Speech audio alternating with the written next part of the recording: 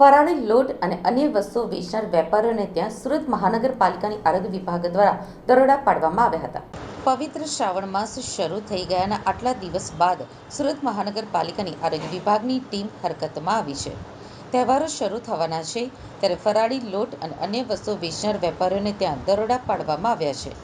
ફરાળી વસ્તુના નામે ડુપ્લિકેટ વસ્તુનું વેચાણ થતું હોવાની ફરિયાદના આધારે આ દરોડા પાડવામાં આવ્યા છે. શ્રાવણ માસમાં આવતા તહેવારો દરમિયાન લોકો મોટી સંખ્યામાં ઉપવાસ કરતા હોય છે ત્યારે ઉપવાસ દરમિયાન ખવાતી ફરાળી વાનગીઓમાં વપરાતા લોટ સહિતના વસ્તુઓનું ડુપ્લિકેશન થતું હોવાથી લોકોના ઉપવાસ તૂટતા હોય છે. ત્યારે લોકોના આરોગ્યની સાથે ધાર્મિક લાગણી ન દુભાય તે માટે દરોડા પાડવામાં આવ્યા હતા. પાલિકાના અધિકારીએ કહ્યું કે સુરતના અલગ અલગ ઝોનમાં 6 જગ્યાએ તપાસ હાથ ધરવામાં આવી છે. ફરાળી લોટના સેમ્પલ લેવામાં આવ્યા છે. આ સેમ્પલ લેબ ખાતે મોકલીને તપાસ કરવામાં આવશે. જો તેમાં કોઈ ગેરરીતિ જણાશે તો આ સંસ્થાઓ સામે કાયદેસરની કાર્યવાહી હાથ ધરવામાં આવશે.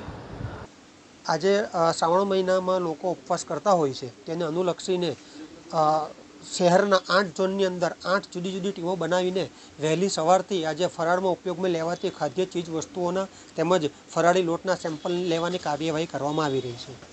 સાહેબ, કયા પ્રકારના ખાદ્ય પદાર્થો લેવાય છે? દરેક પ્રકારના ફરાળી લોટ, રાજગરાનો લોટ, સિંગોડાનો લોટ જેવા અલગ અલગ પ્રકારના ફરાળી લોટની સેમ્પલ લેવાની કામગીરી કરવામાં આવી રહી છે. શું કરાશે પછી આ સેમ્પલ લઈને પબ્લિક હેલ્થ લેબોરેટરી ખાતે ચકાસણી અર્થે મોકલવામાં આવશે અને જો લેબોરેટરીનો રિપોર્ટ નેગેટિવ આવશે તો તે વિક્રેતા ઉપર કાયદેસરની કાર્યવાહી કરવામાં આવશે. આશીષ પટેલ સાહેબ, આજે કયા પ્રકારની કામગીરી હાથ ધરવામાં આવી? ડેપ્યુટી કમિશનર અને આરોગ્ય અધિકારી શ્રીને સર માર્ગદર્શન હેઠળ હાલમાં શ્રાવણ માસ ચાલી રહ્યો છે. ફરાળી વસ્તુઓનું વેચાણ અટકે તે અનુસંધાને સુરત મહાનગરપાલિકાના વિવિધ ઝોનમાં ટીમો બનાવી દરેક ઝોનમાં ફરાળી લોટનું ઉત્પાદન વેચાણ કરતી સંસ્થાઓની ચકાસણી તેમજ નમૂનાઓ લેવાની કામગીરી કરી. આજે કઈ જગ્યા અને કયા નમૂના લીધા છે? અલગ અલગ ઝોનમાં અલગ અલગ સંસ્થાઓ જે ફરાળી વસ્તુઓ વેચાણ કરતી તેમના નમૂના. સાહેબ, આનું સેમ્પલ ક્યાં મોકલવામાં આવશે અને કેટલા દિવસમાં એનો રિપોર્ટ? આ સેમ્પલ પબ્લિક હેલ્થ લેબોરેટરી દેશી ખાતે મોકલવામાં આવશે અને આનો રિપોર્ટ 14 દિવસની અંદર